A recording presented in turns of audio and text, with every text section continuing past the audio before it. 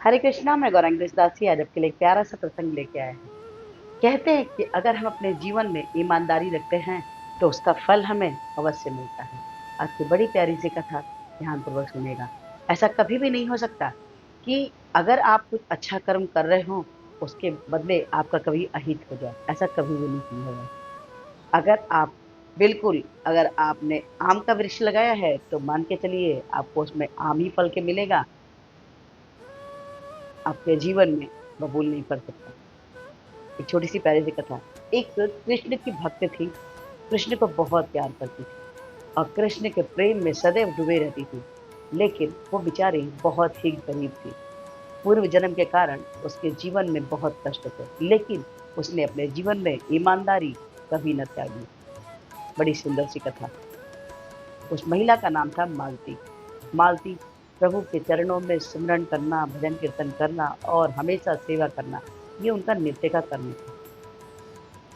मालती अपने 4 बच्चों के साथ में जैसे-तैसे जीवन काट रही थी। एक बार की घटना है कि मालती ने एक सेठ जी की दुकान पर गई और बोलती है, "सेठ जी, ये आपका 10 रुपए ले लीजिए।" सेठ जी बोले कि, "कैसा 10 रुपए?" तो मालती ने बताया कि, "कल मैंने आपसे 100 रुपए का सामान लिया था, उसमें आपने वो मुझे 70 रुपए देने थे और आपने मुझे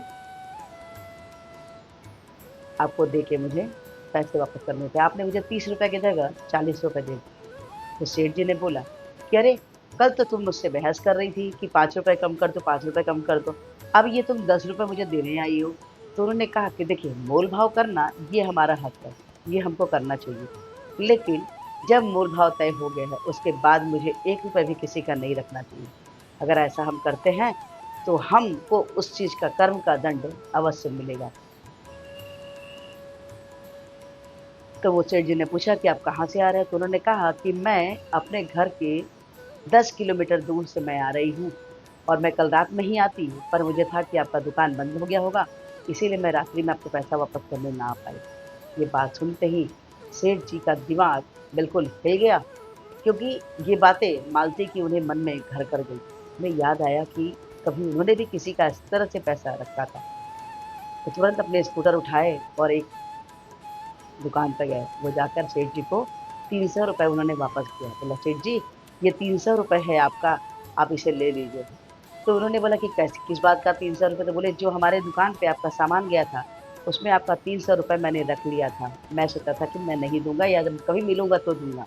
तो सेठ जी ने कहा, "तो जब आप मिलते तब मुझे वापस कर देते।" तो दूसरे सेठ जी बोलते, "नहीं, नहीं, अगर मैं आपका धन रखूँगा तो उसका मुझे फल मिलेगा। अगर मैं आपका धन रख लूँगा तो उसका मुझे फल भोगना पड़ेगा।" ये बात सुनते ही जिसे 300 रुपए सेठ जी ने वापस किया था, उनको 10 साल पहले की घटना याद आई। 10 साल पहले एक व्यक्ति से उन्होंने 3 लाख रुपए लिए थे। जिस दिन उन्होंने पैसा लिया, उसके दूसरे ही दिन वो व्यक्ति गुज़र गया। लेकिन परिवार की स्थिति खराब होने के बाद भी वो जो है कभी भी वो सेठ जी को पैसा वापस करने का इच्छा नहीं हुआ। आज धीरे-धीरे 10 साल का समय बीत चुका था। जब ये उन्होंने सेठ जी के मुख से सुना कि अगर हम पैसा रखेंगे तो उसका फल हमें भोगना पड़ेगा और हम भोगे ना भोगे हमारे बच्चों को उसका फल ज़रूर भोगना पड़ेगा। ये बात सुनते ही सेठ जी के नेत्रों से आँसू आए, जिनको उन्होंने 300 रुपए दिए। वो सेठ जी तुरंत बैंक जाते हैं और वहाँ से वो पैसे निकालते हैं, वहाँ से 13 लाख रुपए, 13 लाख रुपए निकालते हैं और जाते हैं उस महिला के पास जिसके पति से उन्होंने 3 लाख रुपए लिए थे। उस महिला के पास जाते हैं और बोलते हैं, "ये लीजिए, आपके पति से मैंने कुछ साल पहले 3 लाख रुपए लिए थे, जो मैं वापस ना कर पाया था।" तो उन्होंने कहा, "जब आपने इतने दिन से वापस नहीं किया, तो आप क्यों वापस कर रहे हैं?" तो बोले कि, "ऐसा है कि ये ब्याज और सूद सहित मैं आपको आपका धन वापस कर रहा हूँ, क्योंकि अगर मैं इसको ना करूँगा, तो मैं को इसका फल भोगना पड़ेगा और मुझसे ज़्यादा फल हमारे बच्चों को भोगना पड़ेगा।" ये बात सुनते ही उस महिला को याद आ गया कि ये बात उन्होंने कल रात्रि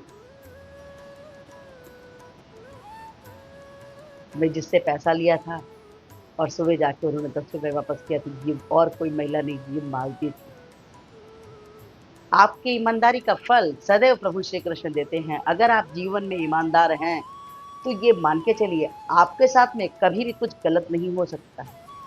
देर हो सकता है, कई बार आपको लगता है कि हमारे संग ऐसा कैसे हो सकता है, मैं तो कभी किसी के संग गलत नहीं किया हूँ।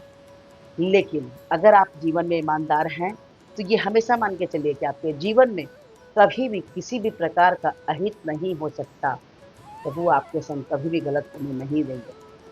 इसीलिए जीवन में सदैव, सदैव ईमानदारी का दामन कभी भी नहीं छोड़ना चाहिए हमें। अगर हम ईमानदार रहते हैं, तो हमारे जीवन में उसका हमें फल ज़रूर मिलता है और अगर हम बेईमान बनेंगे, तो हमारे साथ-साथ हमारे बच्चों को भी हमारे बेईमानी का फल भोगना पड़ेगा।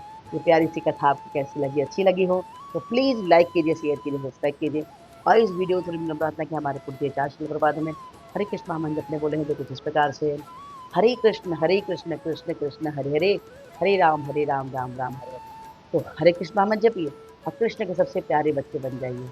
आज से एक माला जपिए, अच्छा लगता है तो 2, जैसे 4, 4 से 6, 6 से 8, 8 से 16। जैसे 16 माला कहते हैं कृष्ण के हेतु कृपा के पात्र बन जाते हैं। तो आज से एक माला जपिए और कृष्ण के हेतु कृपा के पात्र बनिए। हरे कृष्ण, राधे राधे।